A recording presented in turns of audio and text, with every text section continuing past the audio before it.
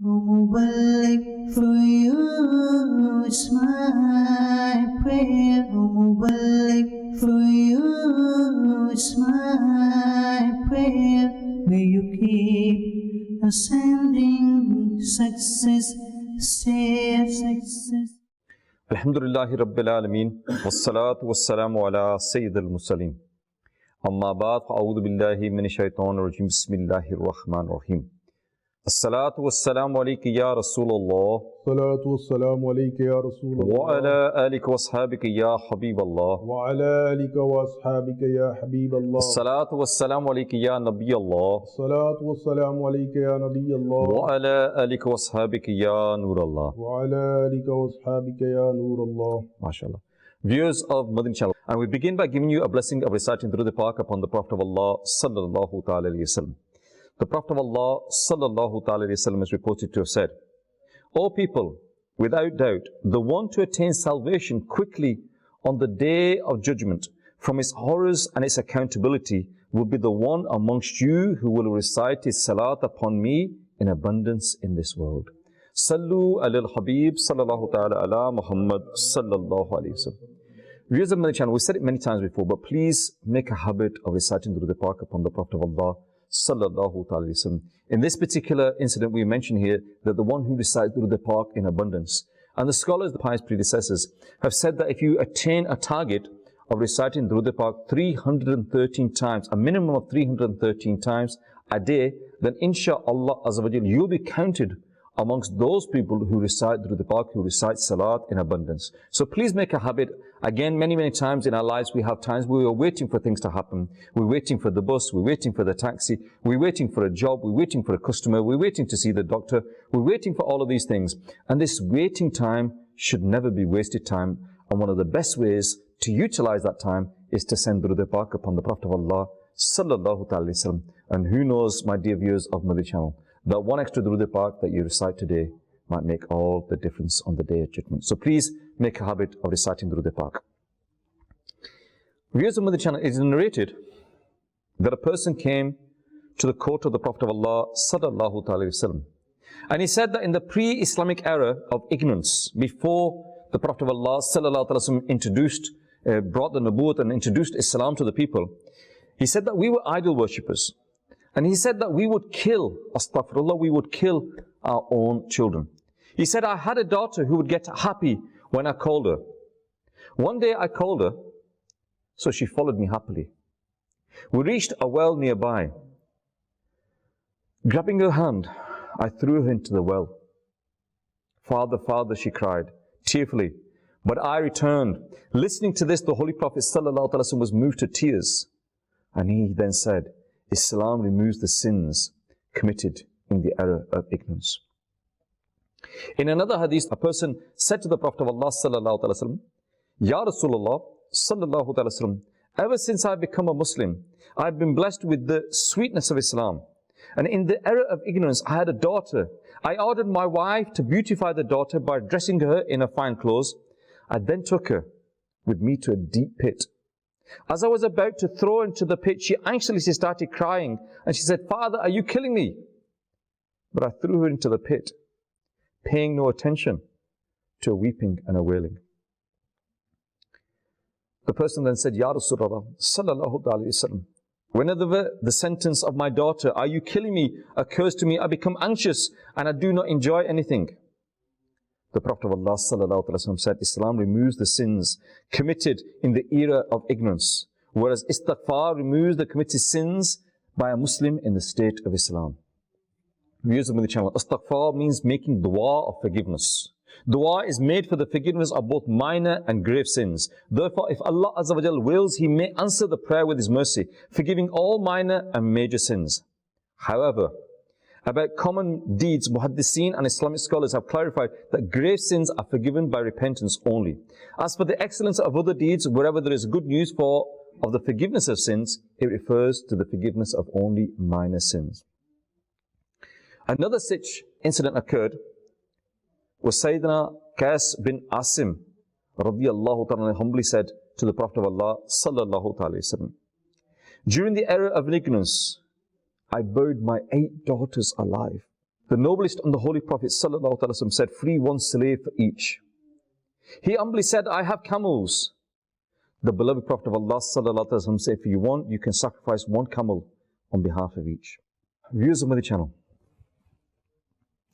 you've just heard, these are just 3 incidents that happened regarding the inhuman practice of burying daughters alive during the pre-Islamic era of ignorance. At that time, people did not believe or used to think that daughters were a burden. And so, very few daughters actually survived. Some buried the daughters alive, some threw them in a well, some threw them in a pit. And this was the mindset at the time that females, women, they were worth nothing. But then Islam came along, and Islam instilled in us the value of our daughters, of our mothers, of our wives, and give them a status that in many places around the world that will only receive many, many hundreds of years later. And so Islam restored and gave back the status to our sisters, our daughters and mothers, which is the true status that we all know. And we all know that the status of the mother is that mother, we are told that paradise lies at the feet of the mother. And so the true status returned. However, unfortunately, and it saddens me that we are making this speech today, that people unaware of Islamic teachers, some people have once again started considering the birth of a daughter something bad, and they are starting to demonstrate barbarism. This has resulted in the crime, in the heinous crime of, in some cases, murdering becoming the order of the day. In some cases, people have actually killed their own daughters when a daughter has been born in the household. In some cases, when they do a scan and they find out that the daughter or the child that is about to be born is a female, then they abort the child at that time. And I'm just going to give you some instances, and maybe I just want to basically let the viewers know that some of these instances that I'm going to mention to you now may disturb you a little bit. And that is not my aim today to disturb you, but my aim today is to awaken you, make you realize that, astaghfirullah, these things happen in our society. And some of these incidents that I'm going to mention here have been brought, from the internet or from the news, etc., and I'm going to present them to you now. In one such article, it actually said that it has rekindled the memories of the pre-Islamic era of ignorance, that a person annoyed by the birth of the 6th daughter, the cruel father killed his 10-year-old daughter by drowning her in a water-filled tub. His wife protested, but he also killed her while she was still asleep. Later on, the murderer was arrested. In another article, it says that some weeks ago, exasperated by the birth of a daughter, a man burned his wife alive. Astaghfirullah. In another article, it says that a 25-year-old wife was burnt alive by her husband and in-laws due to the birth of a daughter. In another, it says, since both of them were in love with each other, they got married and were blessed by Allah Azza wa Jalla with a son and 2 daughters. After some time, the 3rd daughter was born. Furious, the stupid husband battered his wife so badly that she passed out and was taken to hospital, where she succumbed to her injuries. In another one, a 1-day-old baby girl.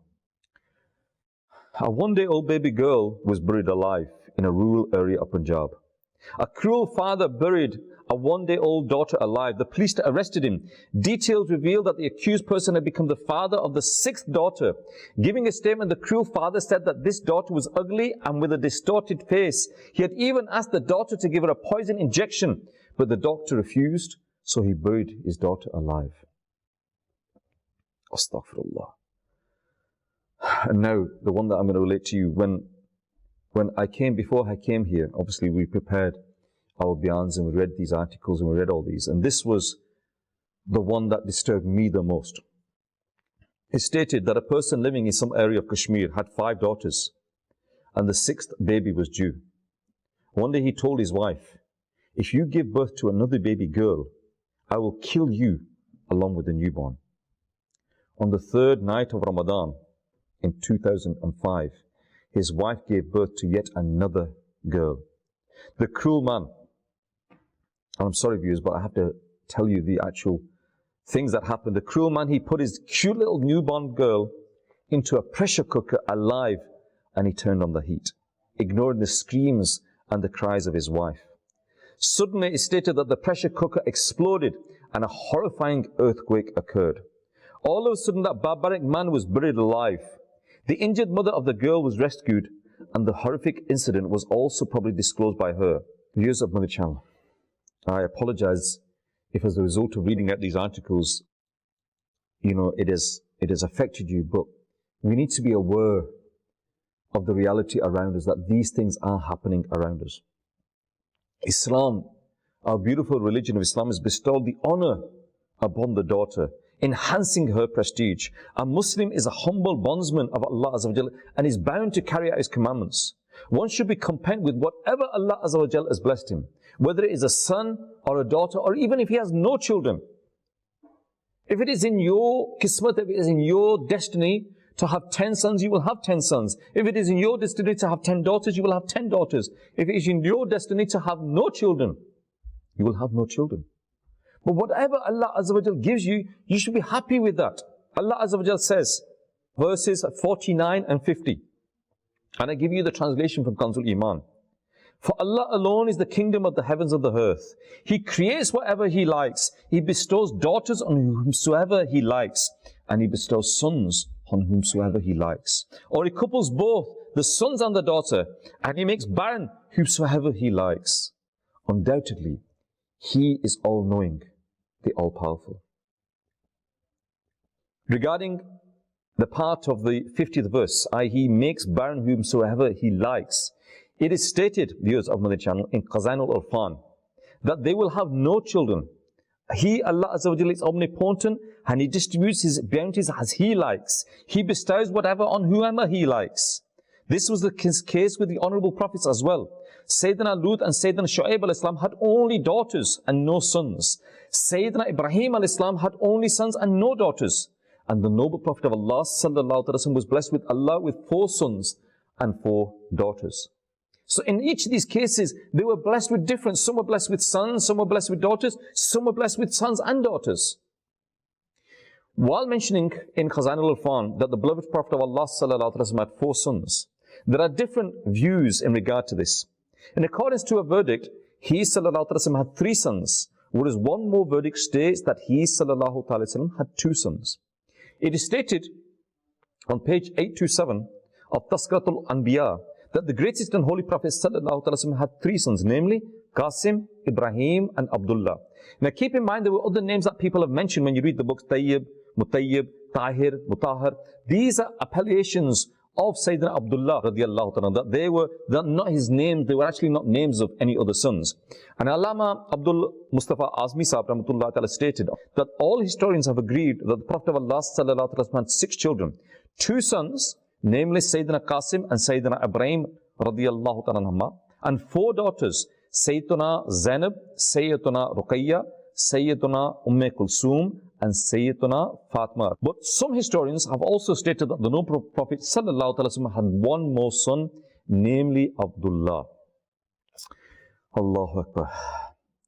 With regards to daughters specifically, if we look at the Prophet of Allah sallallahu alaihi wasallam, what did he say about these daughters? Did he love his daughters? Did he respect his daughters? Because yes, he was blessed with daughters as well. Our viewers of Madani Channel, if we want our role model, if we want our ideal example, then we should always turn to the noble Prophet sallallahu alaihi wasallam, whatever aspect it is in our life. With regards to daughters, the Prophet of Allah sallallahu alaihi wasallam is reported to have said in one hadith that do not consider daughters bad. Undoubtedly, they are loving. Allahu Akbar. In another hadith, the Prophet of Allah sallallahu alaihi wasallam said that if a daughter is born at the house of a person and he does not distress her, nor does he consider her bad, and nor does he prefer the son to the daughter, then Allah Azza wa Jalla will make that person enter paradise. On that note, viewers of Madani Channel, I've been to places where I've seen that the male members of the family, they will eat first. They will eat the first and they will have the best morsels of meat, they will have the best bread, they will have the best salad, they will have the best fruit, and then whatever is left over, they give to the women of the household. This is not what Islam teaches us, viewers of Madani Channel. You know, our sisters, daughters, mothers, they're not there to have leftovers. They are there to be part of the family, to eat with us, grow with us, and we're supposed to love them as well. In another hadith, the Prophet of Allah ﷺ said that who is burdened with bringing up daughters and he treats them well, so these daughters, they will become a shield for him against the hellfire. Allahu Akbar. When a daughter is born at the house of a person, Allah Azza wa Jal sends angels who come and say, "O people of this home, peace be upon you." Then the angels, they take the baby girl under the shade of their wings and stroking her head, they say that she is weak being who has been born by a weak being. The one who takes the responsibility of bringing up this weak being, Allah Azza wa Jal will help him to the day of judgment. Allahu Akbar. In another hadith, the Prophet of Allah sallallahu ta'ala has said that the one who has 3 daughters and he treats them well, heaven becomes wajib for him. Allahu Akbar, Allahu Akbar. Mubarak, congratulations to you viewers if you have 3 daughters and you bring them up well. The Prophet of Allah sallallahu ta'ala has said that heaven is wajib for you. He was humbly asked, Ya Rasulullah sallallahu ta'ala wasallam, if there are only 2 daughters?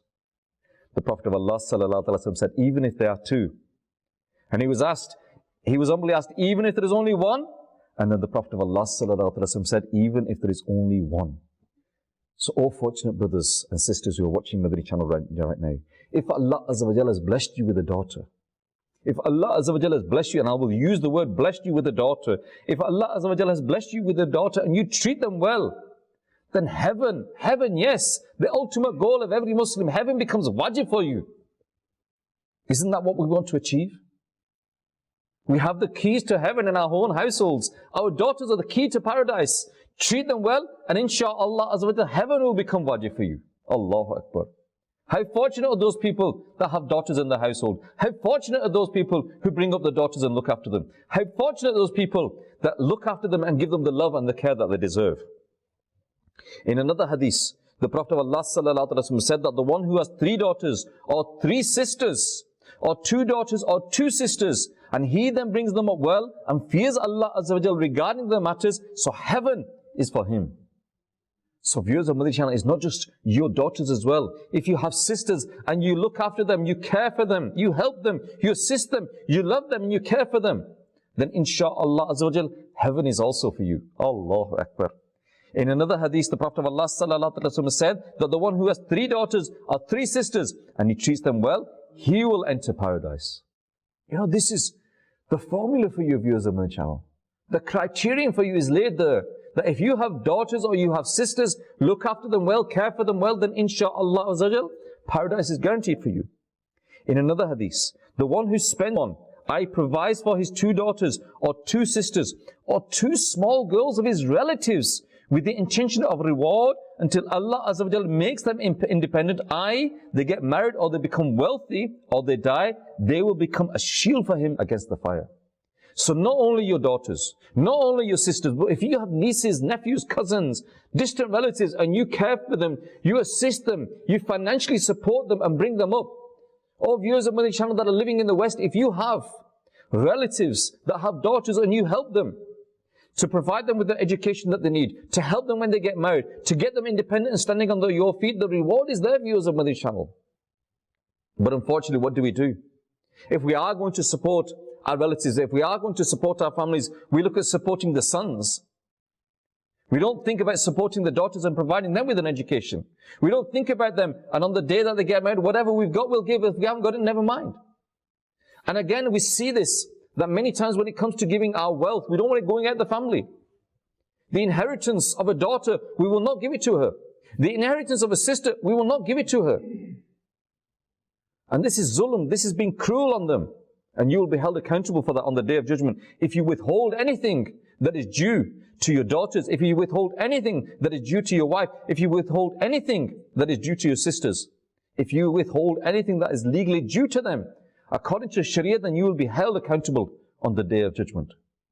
So, our viewers of Madani Channel, realize the status that Allah Azza wa Jalla, the Prophet of Allah sallallahu alaihi wasallam has given to our daughters, to our sisters, to our mothers, to our nieces, to our female cousins, the status that they have gotten, the opportunities that we have. You know, as businessmen look for opportunities to make more money. Our Deen has given us numerous opportunities to gain more rewards. But instead of gaining rewards, We shun them rewards, and instead of gaining them rewards, we gain sins. By not treating our daughters fairly, by not treating our sisters fairly. And as a result of that, we are gathering a huge burden of sins. On the day of judging, you will not be able to carry them, and you will realize the mistakes that you made whilst you were alive. It is stated that, I'm going to give you an event now, that how the Prophet of Allah sallallahu alaihi wasallam would be with his own daughter. When Sayyidina Fatima radiallahu ta'ala came to the court of the Prophet of Allah sallallahu alaihi wasallam, he would stand up and he would pay his attention to her. Then he would take her hand. Yes, he would take her hand in his own blessed hand and he would kiss it. And he would seat her where he was sitting. Likewise, when he went to Sayyidina Fatima radiallahu ta'ala, how she would stand up and seeing him, she would kiss his blessed hand, take it in her own hand and sit him where she would sit. Allahu Akbar. How many of us kiss our own daughters? How many of us kiss the hand or the forehead of our daughters? How many of us, give that love to our daughters? Unfortunately, we don't. Unfortunately, we don't. And many, many instances we've seen that our father, our mother has never given us any love, never given us a hug, never cared for us in that sense, never shown any love or affection to us. The only thing that we get from our parents is orders. Yes, our parents buy us clothes. Yes, our parents buy us shoes. Yes, our parents, get us an education. Yes, our parents get us married. But they've never shown us love and affection. Allahu Akbar. Sayyidina Zainab radiyallahu ta'ala was the eldest daughter of the Prophet of Allah sallallahu ta'ala wasallam. And she was born in Makkah 10 years before the declaration of prophethood. And after the battle of Badr, the Holy Prophet sallallahu ta'ala wasallam called her from Makkah to Medina. And after she crossed the outskirts of Makkah whilst riding a camel with the intention of hijrat, unbelievers blocked her way. And a cruel unbeliever hurled a spear at her. And she fell from the camel and she had a miscarriage, i.e. the baby died inside the womb. The Prophet of Allah sallallahu alaihi wasallam was very grieved at this incident. And describing her superiority, the greatest Prophet of Allah sallallahu alaihi wasallam said that amongst my daughters, she is superior in the sense that she suffered from such a great trouble whilst migrating to me. And in 8th Hijri, when Sayyidina Zainab radiallahu ta'ala passed away, the noble Prophet of Allah sallallahu alaihi wasallam led her funeral salah and he lowered her into the grave with his own blessed hands. And we see from the life of the Prophet of Allah sallallahu alaihi wasallam the love that he had for his daughters, the love that he had for his wife, the love that he had for them people that looked after him when he was a baby, that fed him, that fostered him, his foster parents, the love that he showed for them as well. But the Prophet of Allah sallallahu alaihi wasallam went even further than that. He had the love for his granddaughters as well. It is stated that Sayyidina Aisha Siddiqa radiyallahu ta'ala anha said that King Najashi gifted the Prophet of Allah sallallahu alaihi wasallam some jewelry, including a dark gemstone ring. The Prophet of Rahmah, he touched the ring with a stick or a blessed finger, and then he called his granddaughter. He called his granddaughter Umama radiyallahu ta'ala, who was the beloved daughter of his elder daughter Sayyidina Zainab radiyallahu ta'ala. And he said, "Oh little girl, you wear it." Allahu Akbar. So this gemstone ring he gave to his granddaughter. Allahu Akbar. Allahu Akbar. So this is again shows to us the love that the Prophet of Allah sallallahu alaihi wasallam had even for his granddaughter as well. And again, I'm asking you a question. How much love do we show to our granddaughters? And again, in this particular case, this is a granddaughter, not through the son, but a granddaughter through the daughter, which again is a message for us. Many times we see people that they love the son's children, but they don't love the daughter's children. They love the son's son, and they might love the son's daughter, but they won't love the daughter's son or the daughter's daughter. Is this what the Prophet of Allah sallallahu alaihi wasallam is teaching us? No, it's not, viewers of Madani Channel. We need to read the seerah of the Prophet of Allah sallallahu alaihi wasallam. We'll understand all our relationship. Today we are talking about the daughter, but if you read the seerah, you will realize how the Prophet of Allah sallallahu alaihi wasallam treated everybody that we will meet in our life, and we need to learn from that. Sayyidina Aisha Siddiqa radiyallahu ta'ala has said that a poor woman came to me with 2 daughters, and I gave her 3 dates. She gave 1 date to each of them. She then divided the remaining date into 2 pieces, which she wanted to eat herself. But rather than eating herself, she gave it to both of her daughters. Allahu Akbar. I was really amazed to see what she did. And I mentioned to the Holy Prophet ﷺ how the woman had made the self-sacrifice. He said that Allah Azza wa Jal has made paradise wajib for that woman because of this sacrifice of her. Allahu Akbar, Allahu Akbar. Sacrifice and self-sacrifice, again, is something that we need to learn.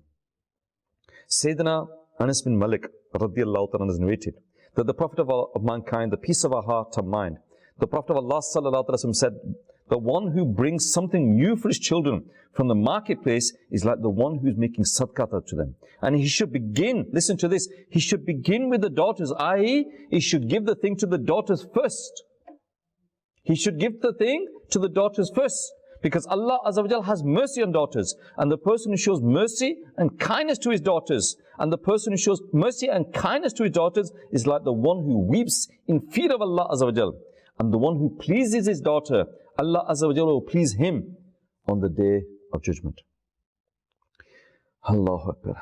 Regretfully nowadays, like I said, nowadays a large number of Muslims, what they do is they, when the mother is expecting, they will get a scan of the child, and if they find that the scan is a female, is going to be a daughter, then there have been instances where they will abort that child. One, it is a sin. Number two, we've had so many instances. Science has even said that so many instances where they think it's a daughter ends up being a son, when they think it's a son, it ends up being a daughter. Second thing, and thirdly, viewers of Madani Channel, we need to be thankful to Allah Azza wa Jal, whatever Allah Azza wa Jal has given us. And this is where we make a mistake. We don't realize how lucky we are. And maybe later on in your lifetime, you will realize how fortunate you are. I want to give you a saying, viewers of Madani Channel. That is a saying of this country here in the UK. I remember hearing it once, and I pondered over this saying many, many times. And I can see so much truth in it. The saying is such, it says that a son is a son until he gets a wife. A daughter is a daughter all your life. And if you look around you, the love and affection that a person will get from his daughter, he will not get from his son. And many times what happens is within our societies, we look after our sons. We feed our sons extra. We provide our sons with extra education. And in the back of our mind, we're thinking to ourselves that, if I look after my son today, if I give him a good education today, that when my son grows up and he gets a good job, then he will look after me. Look around you, viewers of Madani Channel, and you'll see many, many instances where that is not the case. Where sons have grown up. They become doctors, lawyers, barristers, or whatever they become wealthy people. But when it comes to looking after parents, they're with their own family, their wives and their own children, and they forgot the father. Whereas the daughter, the saying is that a daughter is a daughter all your life. And if you look around you, you'll see the truth in that. That the daughter will always have the love for the parents there. With the son, he wants his independence, he wants his own life, he wants his own house. Well, your daughter is your daughter all your life. Here's the Madani Channel from today's very, very brief Bayan. I want you to realize, and I hope that you realize from the sayings of the Prophet of Allah sallallahu alaihi wasallam in particular, and also the Quranic verse that we mentioned, that whatever you have been blessed with is in your destiny. You cannot change your destiny. You cannot take a tablet and have 10 sons and take another tablet and have 10 daughters. It is not like that. It is in your destiny. And so, whatever happens in your destiny, the question is, are you happy with whatever Allah Azza wa Jalla has bestowed upon you? And so, what happens is we try to think that we can control our destiny. I cannot control how tall I am. Yes, I might be able to control my weight, but I cannot control how tall I am. I cannot control the day that I'm going to die. Whatever is in my luck regarding how many children I have, it is in my destiny. If it is in my destiny to have sons, I will have them. If it's not, I won't. And when it comes to your wealth, your money, whatever is in your destiny, you will get it. I'm talking about wealth. Whatever is in your destiny, you will get it. If it is in your destiny to become a millionaire, you will become a millionaire. The question is, will you become a millionaire through halal means or through haram means? Whatever is in your destiny, you will get it. But don't go down that destiny path and commit sins. Whatever Allah Azza wa Jalla bestows upon you, be thankful in the court of Allah Azza wa Jalla. You do not realize how lucky you are. You're sitting here crying the fact that you have a daughter, whereas people around the world are losing their daughters. They haven't got the food or shelter. and the daughters are dying in their hands through thirst or hunger, or the fact that they don't have medicine for them children. You are fortunate, you're blessed with a daughter, you have an opportunity to bring up that daughter, to give them the food, the education, the health, and everything. And inshaAllah, according to the saying of the Prophet of Allah sallallahu alaihi wasallam, if you bring that daughter up properly, then inshaAllah, wajib, heaven becomes wajib upon you. Isn't that the greatest reward that we can have? So viewers of Madani Channel, please, if we've learned one thing from today, then we need to learn from the fact that whatever Allah blesses us with, be it daughters, be it sons, be it wealth, be it poverty, be it hardship, then all of these things are a blessing from Allah and we need to show patience. I pray to Allah if I've said anything wrong, may Allah forgive me. And I pray to Allah to give me and you the ability and the tawfiq to think about what I have said, to pass this message on to others as well, and to think about it and invite other people to watch this gathering. Sallu ala al-Habib, sallallahu ta'ala ala Muhammad, sallallahu alayhi wa sallam. Mubarak for you, it's my prayer. Mubarak for you, it's my prayer. May you keep ascending success, say success.